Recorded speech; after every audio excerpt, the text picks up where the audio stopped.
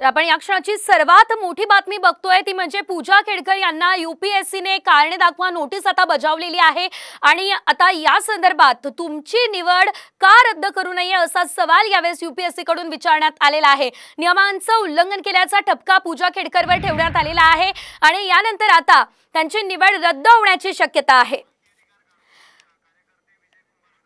तर आपण आपल्यासोबत या संदर्भात बातचीत करण्यासाठी आरटीआय कार्यकर्ते विजय कुंभारे हे फोन लाईन वरून जोडले गेलेले आहेत।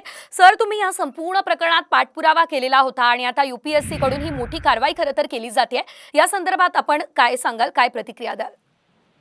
चांगली गोष्ट आहे की अशा प्रकारे जे करतात आणि मोठमोठ्या पदावर जातात त्यांना आता कळून चुकेल की एकदाच जर उघडकीला आलं तर काय परिणाम भोगावे लागू शकतात। याच्यामध्ये थोडा उशीर झाला तरी पहिल्या दिवशीच सगळ्या यंत्रणांनी चौकशी करायला हवी होती, परंतु असेल त्यांची प्रोसिजर असेल त्यामुळे हा उशीर झाला असेल। पण एकूणच या घटनेचं स्वागत केलं पाहिजे आणि इथून पुढे आता जशी माझी मध्यंतरीची मागणी होती की ज्या लोकांनी अशा प्रकारे जॉब मिळवले, स्पर्धा परीक्षांमध्ये आरक्षण मिळवले, पुढचे बेनिफिट घेतलेत, त्या सगळ्यांची पूर्वीचे ज्यांच्याबद्दल तक्रार त्या सगळ्यांची चौकशी करावी आणि यापुढे असं काही होणार नाही या दृष्टीने संपूर्ण पद्धतीमध्ये बदल केला पाहिजे, हीच माझी मागणी आहे।